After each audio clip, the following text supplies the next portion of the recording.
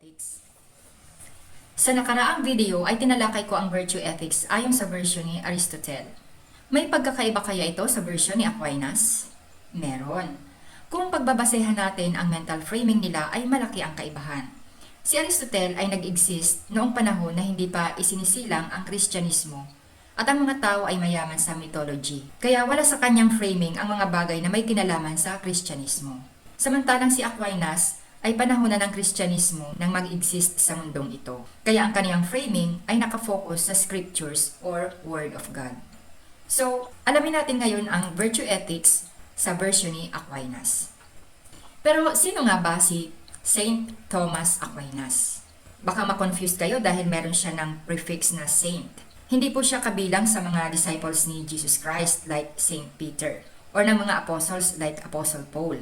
Dahil nabuhay siya 1,100 years more or less na ang lumipas matapos bumalik sa langit si Jesus Christ. Noong July 18, 1323, that is 700 years ago, ay idineklara ni Pope John 22 na santo si Aquinas. That's why meron siya ng title na saint.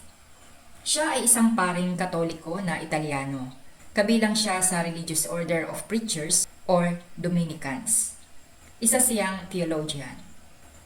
Para kay Aquinas, mahalaga ang morality sa lahat ng tao. At ang pagiging tao ay mahalagang bahagi ng plano ng Diyos para sa ating lahat. Subalit, ang ikinababahala niya ay hindi lahat ng tao ay exposed sa Bible. Hindi lahat ay nagbabasa nito at hindi lahat ay nakarinig ng tungkol sa mga salita ng Diyos. Kaya papaano makakasunod ang mga tao sa divine commands kung hindi nga nila alam ang tungkol sa makapangyarihang Diyos? Iyan ang katanungan. At hindi rin si Aquinas naniniwala na ang Diyos ay mag-i-expect sa atin na makikilala natin siya kung wala naman siyang ginawa para makilala natin siya. Kaya ang teorya ni Aquinas ay, nang likhain ng tao ang Diyos, ay kasabay na natin ang lahat ng mga kailangan para tayo ay maging mabuti. Ang tawag niya dito ay Divine Command Theory or Natural Law. God created the world according to natural laws, predictable, goal-driven systems whereby life is sustained and everything functions smoothly. As part of this natural order, God made certain things that were good for His various creatures. Okay, halimbawa na lamang, ang sikat ng araw at ang ulan ay mabuti para sa mga halaman. Ang isda ay mainam para sa pusa, ang mga halaman at gulay ay mainam para sa mga kuneho, at dahil ang Diyos ay kagilag-gilalas, God instilled all of His creatures with an intuitive desire for the things that He designed to be best for them. Ito ay ang tinatawag niyang basic goods. Okay? Hindi basic needs kundi basic goods. At ayon sa kanya ay 7 ito. Number 1 is self-preservation. So meron tayong survival instinct. Make more life or reproduce. Mayroong nilikha na nakakaproduce ng uri nila na mag-isa. At meron naman ng mga nilikha na nangangailangan ng kapartner para makapag-reproduce. So kaya binigyan sila ng Diyos ng sex drive para hindi maging mahirap ang proseso. So gets nyo? Okay, I know gets na gets nyo. Next is education. Hindi lang ang tao ang nangangailangan nito kundi maging mga hayop. Kaya nga tinuturuan nila ang kanilang mga supling kung paano makakasurvive. Hindi lamang sa pamamagitan ng paghanap ng pagkain, kundi maging kung paano magtatago o makikipaglaban sa mga predators. The desire for God. Naniniwala siya na exposed man ang tao o hindi sa ideya na mayroong Diyos, naroon pa rin ang tendency na nangangailangan tayo ng isang makapangyarihang Diyos para tayo ay maging kumpleto. Ayon nga sa isang existentialist na si Jean Paul Sartre, ang tao daw ay merong God-shaped hole or hugis Diyos na puwang sa loob, okay, inside. Kaya lang, ang kahabag-habag na sitwasyon ni Sartre ay dahil isa siyang ateista, kaya naniniwala siyang ang puwang or space na yon sa buhay ng tao ay hindi mapupunuan. Dahil nga, hindi siya naniniwala na meron ng Diyos. Subalit sa mga naniniwala na meron ng Diyos, lalo na sa mga Kristiyano, alam nila na ang Panginoong Hesus ang kapunuan ng puwang na yon.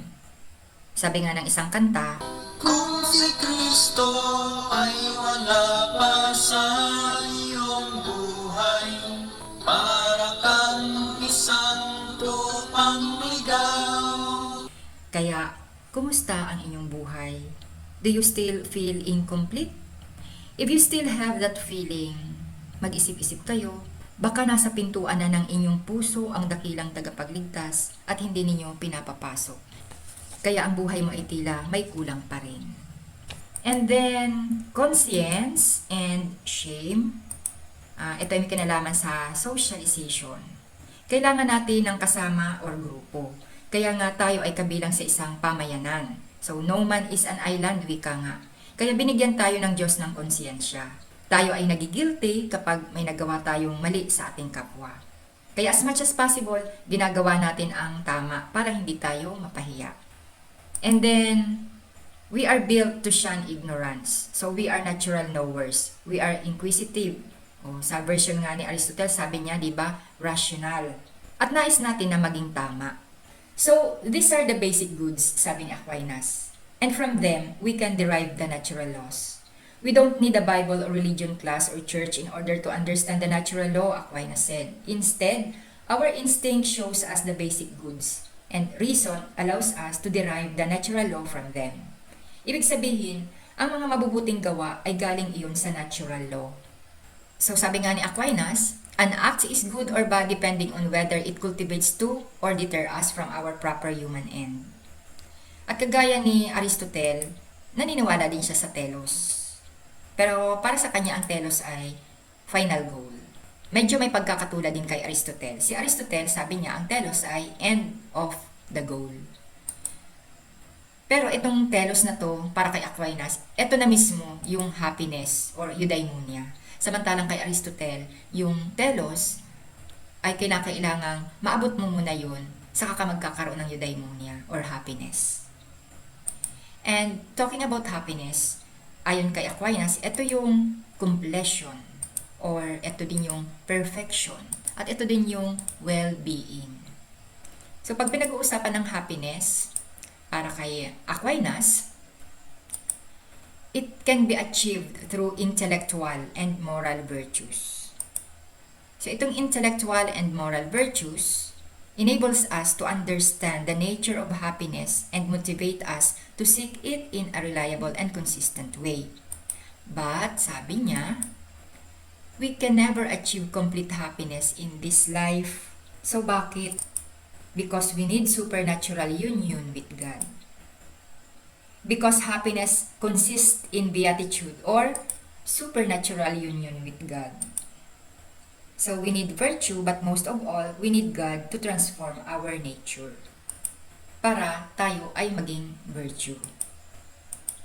At yan daw ay dahil sa ating original sin. So isang proof na meron tayo ng original sin ay yung mga desisyon natin sa buhay, yung mga ginagawa natin, di ba? Meron nga nang nagsasabi na bakit daw masarap yung bawal. Dahil kung ano yung gusto ng sanlibutan, iyon din yung normally gusto mo. Kaya kapag ikaw ay walang personal relationship kay God, mahihirapan ka na gawin kung ano yung kalooban ng Diyos. So we need God's help to restore the good of our nature, to bring us into conformity with His will. So sabi ni Aristotle, we already have this beatitude, but the power of God expands the power of intellect and will to a kind of completion. So ito yung tinatawag niyang twofold happiness. Ang natural virtues, so yung happiness for this life, at ang theological virtues or supernatural good of life with God. At ang natural virtues na ito or happiness for this life ay makakamtan lamang sa dalawang ito.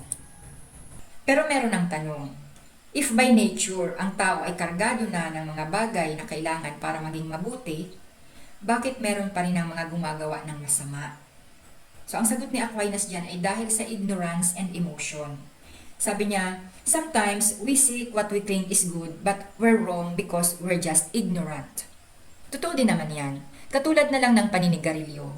Alam ba ninyo kung bakit nauso ang pagsisigarilyo kahit nariyan ang government's warning, cigarette smoking is dangerous to your health? Because there once was a time na ang doktor mismo ang nagsabi na kailangan ng tao na magsigarilyo. Way back then, akala nila ay nagpo-promote sila ng maayos na pangkalusugan. Only to find out later na lubhang nakakasama pala ito.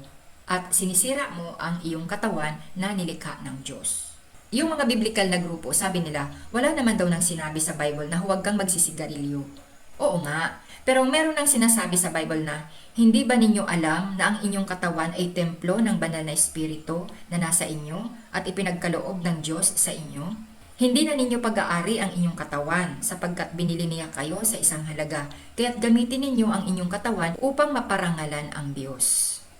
At sabi din ni Aquinas, kahit tayo ay rational, ay natatalo tayo ng emotion, kaya nakakagawa ng mga bagay na hindi marapat. Sa mga ganong pagkakataon umano ay nakakalimutan ng tao na siya ay kahanga-hanga bilang nilikha ng Diyos ayon sa kaniyang wangis. Kung kaya't para makumpleto ang happiness, kailangan ang supernatural good of life. So ito na yung theological virtues. Faith, hope, and love that is infused by God's gift of grace. They cannot be acquired by human effort. Kapag walang Diyos sa iyong buhay, saan ka huhugot ng pananampalataya? Saan ka huhugot ng pag-asa? Saan ka huhugot ng pag-ibig? So, ang mga bagay nito ay God's gift. Sabi nga, for whatever is born of God overcomes the world. So, this is the victory that has overcome the world, your faith. Now, as the divine command theory, natural law tells us that morality is grounded in God. That He created the moral order, it also gives us a reason to be moral. Kung si Aristotle ay sinasabi niya na, become a good person and you will do good things, no rule book needed. Si Aquinas naman ay nagsasabi na, following the natural law makes your lives work better. Subalit may mga pumupuna sa teoryang ito ni Aquinas. First of all, ang kaniyang teorya ay hindi masyadong katanggap-tanggap sa mga taong hindi naniniwala sa Diyos or mga taong hindi tumatanggap sa Diyos. For example, pwedeng sabihin ng tao na, oo, naniniwala ako na Diyos ang gumawa ng universe, pero hindi ako naniniwala na binigyan tayo ng lahat ng mga kailangan natin para maging mabuti. Katulad na lamang ni David Hume, isa ding philosopher. Sabi niya, kung ang sex drive ay binigay sa tao para sa reproduction, di ba pwede rin gamitin ito para sa mga kahalayan? Kaya ang kanyang tanong ay, ang reproduction ba ay maituturing na basic good? At kung ito ay isang bagay na tila isang obligasyon ng tao, kung ganoon ay nagkakasala ako kung ayaw kong magkaroon ng anak, sabi ni Hume. At paano naman ang mga baog or ang mga taong ang choice nila ay hindi mag-asawa? Ibig sabihin, hindi sila sumusunod sa moral rules of God? It seems na hindi satisfying ang teorya ni Aquinas. Kaya naman, mayroon din si Immanuel Kant ng teorya na tila mas maigi. Iyon ang tatalakayin ko sa susunod na video. Maraming salamat sa inyong pag-aabang.